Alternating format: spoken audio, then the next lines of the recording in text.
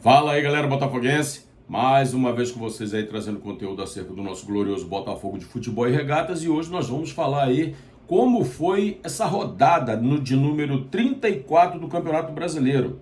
Rodada essa que foi muito boa para o Botafogo, só não foi perfeita porque o Fluminense venceu o Flamengo e aí continua encostado ali no Botafogo, mas de resto a rodada foi sensacional.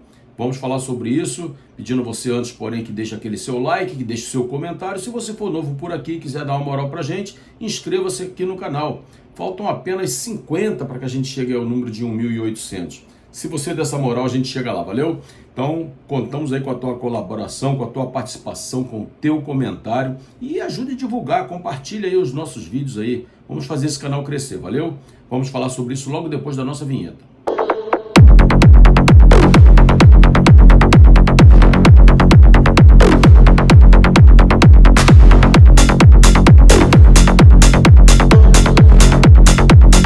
Então, galera, a rodada de número 34 do Campeonato Brasileiro foi perfeita para o Botafogo. Aliás, perfeita não, quase perfeita.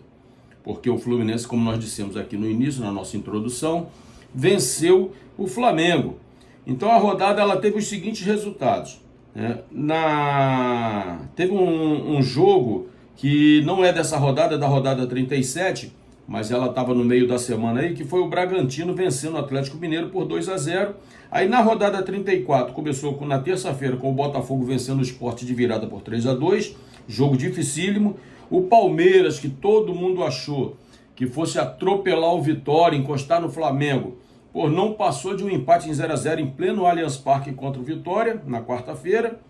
E ainda teve Fluminense 2, Flamengo 1, o que foi bom para o Palmeiras e ruim para o Botafogo, porque o Palmeiras, que tinha 3 pontos de desvantagem para o Flamengo, passou a ter apenas 2. O resultado do Palmeiras foi ruim, mas o do Flamengo foi ainda pior. Então a distância que era de 3 passou para 2 pontos. Foi bom para o Palmeiras. Para o Botafogo não foi bom. Aí o Santos conseguiu arrancar um empate do Mirassol, vencia o jogo, estava tudo ok. E deu mole lá, parece que o Neymar fez um pênalti, né? E aí deu mole, o Neymar faz o gol e faz o pênalti e cedeu o empate, o que seria bom para o Botafogo também se o Santos tivesse vencido, porque diminuiria um pouco a vantagem do Mirassol. O Grêmio atropelou o Vasco da Gama 2-0, o Vasco da Gama acho que 4 ou 5 jogos só perdendo, caiu num declínio muito grande, o Vasco da Gama que vinha fazendo um segundo turno muito bom, perdeu de 2-0 para o Grêmio. O Juventude conseguiu um empate diante do Cruzeiro, Juventude que está na zona do rebaixamento, conseguiu um empate diante do Cruzeiro e quase vence o jogo, né? Esteve à frente do placar durante quase todo o jogo e aí no finalzinho o Cruzeiro foi lá e conseguiu um empate e o jogo terminou 3-3. E o jogo mais importante para o Botafogo, além desse do Fluminense, lógico, era o jogo do Bahia diante do Fortaleza. Nós dissemos no nosso vídeo, o Fortaleza precisa vencer esse jogo porque quer se manter na primeira divisão e além disso tinha um outro componente importante, que é a questão do clássico nordestino.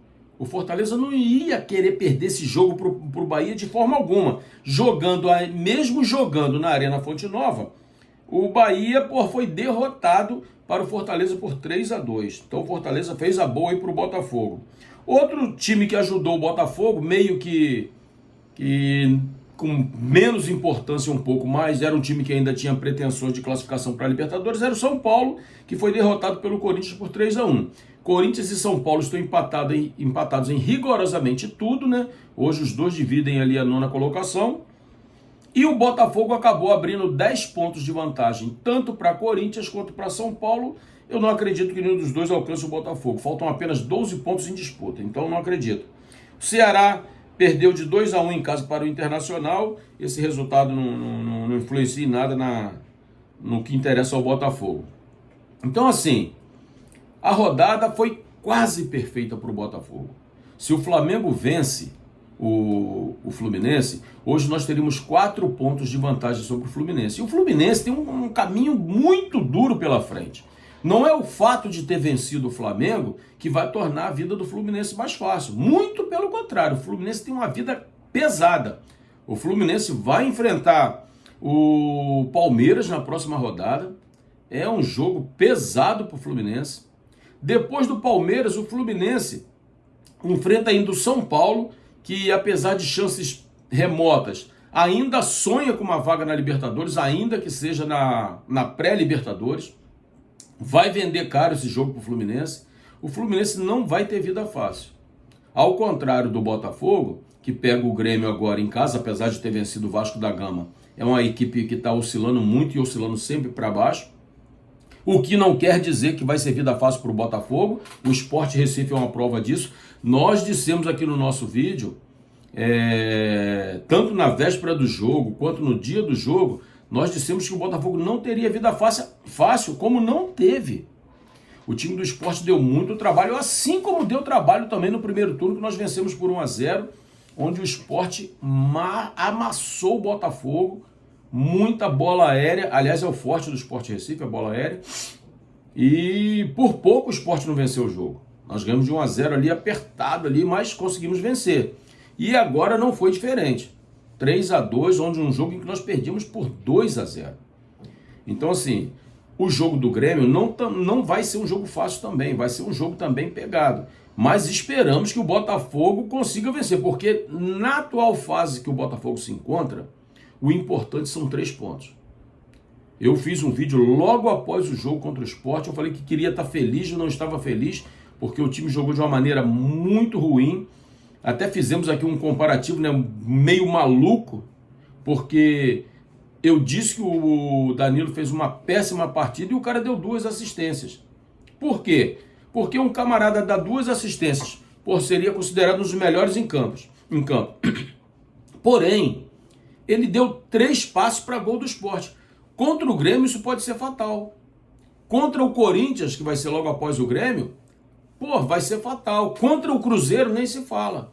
Então não pode acontecer esse tipo de erro. Não pode acontecer esse tipo de erro. Então o Danilo fez uma boa partida pelas assistências e uma péssima partida pelo que ele provocou de ação de perigo contra o próprio patrimônio. Então a gente tem que corrigir essas coisas. No mais, a rodada foi muito boa. Muito boa. Se o Fluminense perde, seria perfeito. Mas tá bom também, porque o Botafogo depende das suas próprias forças, conseguiu ficar em 5º lugar já com todos os jogos completos, e isso é muito bom porque o Botafogo vai ter mais tranquilidade para os próximos jogos, não tem que estar correndo atrás de nada. A briga agora seria por uma 4ª colocação, mas eu não acredito que isso aconteça, porque o time do Mirassol não está dando muita margem para ninguém vencer seus jogos. Então, assim, se o Botafogo se mantiver na 5ª colocação, tá excelente. Pela temporada ruim que nós fizemos, terminar o campeonato em 5º lugar, indo direto para a fase de grupos da Libertadores, vai ser sensacional. Então, fica aqui a nossa esperança e a nossa expectativa de que o Botafogo consiga manter. É tão estranho falar da fase ruim do Botafogo, porque o Botafogo não perde há 6 jogos. A gente fica falando assim, como que um time que não perde há 6 jogos você está reclamando do time? Porque é complexo esse negócio. Você não perde, mas não está jogando bem. E foram 3 empates e 3 vitórias, se eu não estiver equivocado. Então, assim, olhando números, tá show de bola. São 6 jogos de invencibilidade. Ok, mas dentro de campo, esses resultados não refletem aquilo que está sendo jogado. O Botafogo não está jogando um futebol bonito. A gente fala, né, que é uma 5ª colocação culposa, quando o Botafogo não tem a intenção de estar ali devido ao futebol fraco que tem apresentado. Mas, como estamos na reta final e o que importa são os pontos, que continue jogando assim, que continue pontuando. Nós precisamos de mais 3 pontos para garantir a vaga na Libertadores, ainda que seja na pré-Libertadores, mas a nossa ambição tem que ser fase de grupo, porque pré-Libertadores é muito sofrimento, E a classificação do Campeonato Brasileiro, né, tá assim, Flamengo em primeiro com 71, Palmeiras em segundo com com 69, Cruzeiro em terceiro com 65, Mirassol 60 na quarta posição, Botafogo em quinto com 55, Fluminense em sexto com 54, Bahia em sétimo com 53, aí vem o grupo dos times que tem 45, Bragantino, Corinthians e São Paulo. Em 11º, o Atlético Mineiro com 44, 12º o Grêmio com 43, o Vasco vem em seguida com 42 na 13ª, na 14ª o Ceará com 42, 15º Internacional com 40, Internacional que estava aí correndo um risco sério de rebaixamento, conseguiu dar uma respirada. E aí o primeiro time fora da zona da degola é o Santos com 37, mas o Vitória está colado ali em 17º com 36, Fortaleza com essa vitória diante do Bahia, que foi sensacional para o Fortaleza, está com 34, deu uma melhorada boa, Juventude que conseguiu um empate heróico aí com o Cruzeiro, está com 33, e o Sport Recife matematicamente rebaixado com 17. Juventude, Fortaleza e Vitória ainda tem grande chance de sair da zona de rebaixamento. Fica perigando aí para Santos, Internacional e até mesmo o Ceará ali com 42, se demora, já perdeu em casa ontem para o Inter, corre risco também. Mas eu acho que não vai mudar muita coisa não. Eu acho que se mudar alguma coisa, é um time desse que está na zona de rebaixamento, entre Vitória, Fortaleza, Juventude, Sport não, né? Entre Vitória, Fortaleza e Juventude, um desses pode sair e aí pode entrar um Santos, um Internacional ou um Ceará. De resto, eu acho que não vai mudar muita coisa, valeu? Galera, obrigado se você chegou até aqui, deixa seu like, deixa seu comentário. Se for novo, dê essa moral pra gente, inscreva-se no canal. Faltam 50 para a gente chegar ao número sonhado de 1.800. Se você der essa moral, a gente chega lá, valeu? Forte abraço, tamo juntos e até a próxima.